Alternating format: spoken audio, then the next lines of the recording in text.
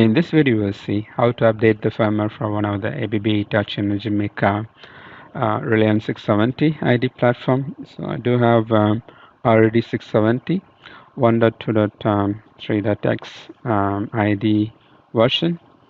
And this particular ID is currently used in the training setup at Omicron Academy Bahrain office. And it's quite important to keep the ID up to date with the latest enhancement and improvement which were part of the recent maintenance releases for this particular model, and also the cybersecurity fixes related to the vulnerabilities. Also quite important to have such fixes because we do have station guard and grid ops, which we do use it for our training, and it's quite important to keep the ID up to date. And we do see here the production date of this particular firmware built around 10 years ago, around 2016. And I have reached out to Hitachi and I received the package for the upgrade for this model ID. And it's important for customers to keep the devices up to date as long as it makes sense to have the enhancement improvement added to the system. So in case if you would like to get the update or upgrade package for your IDs, you can reach out Hitachi from the website, the services and sales inquiry. You can fill the form, or you can also reach out to the project manager from the respective sales manager. Once you fill out the required details with the project or the ID involved, along with the serial number, the team from Hitachi technical support will come back to you to get back to your query. So as I have already reached out and got the upgrade package, you will also receive the user manual on how to update it. So it's quite straightforward. The prerequisite is to make sure that backup of this particular ID is taken care. So you can export as a project or PCMI to make sure that you have the project backup of the ID where it is used currently. I have already taken care of that particular part. And next, if the ID is in service, it's important to isolate it from the network, meaning that if it is already in energized bay, it's important to isolate or de-energize the ID from the energized bay to make sure that the upgrade package doesn't affect the running system. Next, it's also highly recommended to use the front port, the service port for upgrade package, update the firmware.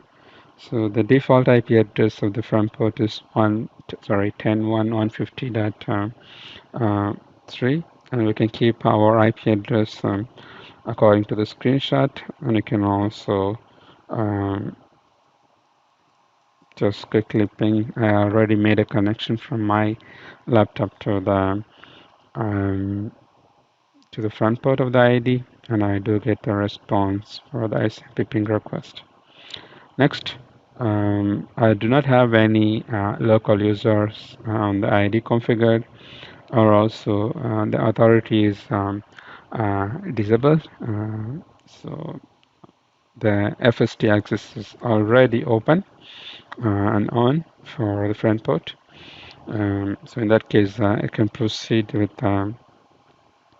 ID update package. So for that, I go to the folder and start the FST tool, the application, and then first we need to open the connection, and the IP address is correct, When the connection is opened, then I can proceed the upgrade package. And we do see here the FSD tool made a connection to the IED, and it detected the IED version, the model number, so the serial number, the product definition, firmware. And next, it is asking us to proceed or not. Yes, all the configuration and the data which is part of the ID inside will be cleared. That's fine because already taken the backup. Now the upgrade process is about to start, and it's already started. So now the PPC file, the firmware file is already um, downloaded to the ID, and of course the further files related to the application and other content are already writing to the ID flash content.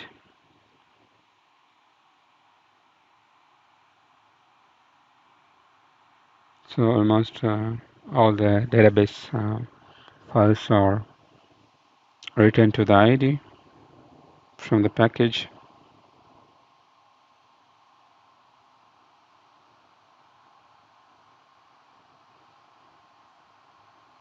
And the ID is now gonna reboot shortly, which you will not be able to see it, but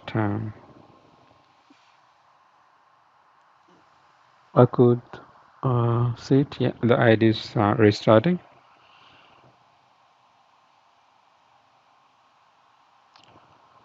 As the ID need to update all these files by erasing the older content in the ID flash content, it will reboot several times.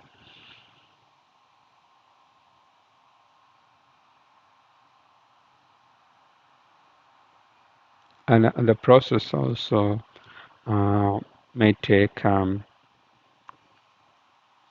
few minutes, like maybe even 5 minutes.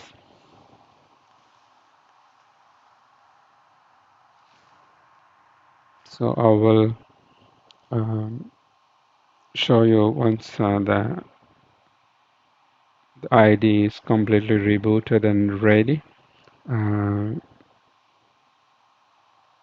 with the successful upgrade status, which we will also get it in the log that we do see on the screen. So for the time being, let me put the recording in pause. And once it's get uh, to the post-processing state, then I will continue.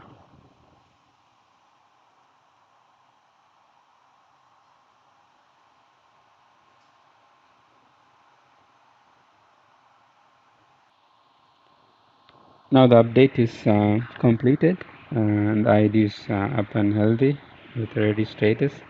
And we also see here the ID application stack is okay, and the serial number, of course, the new firmware version. So the product definition has been updated. We see here 12317, which has been upgraded to 12323, and the firmware version from 15067 to 15082. Of course, you also can inquire with detailed improvements, which has been part of the latest version, which is quite important before even you think about upgrading. So it makes sense understanding whether it's really going to add a value for your upgrade and update. So we also got some more logs here. Of course, I would like to also show you the image before upgrade, and this one is after upgrade. So the left side one is before upgrading the ID screenshot. On the right side one is post upgrade. I just took the picture from my mobile and bring it here for you. So you can see the updated version, and you also notice the production date has been changed to the 2025.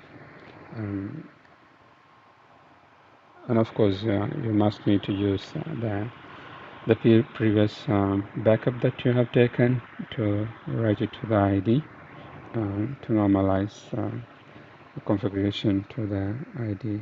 And of course you also need to perform the testing to make sure that the ID is functioning as expected post firmware upgrade. Thank you. That's all in this video. Take care. Bye bye.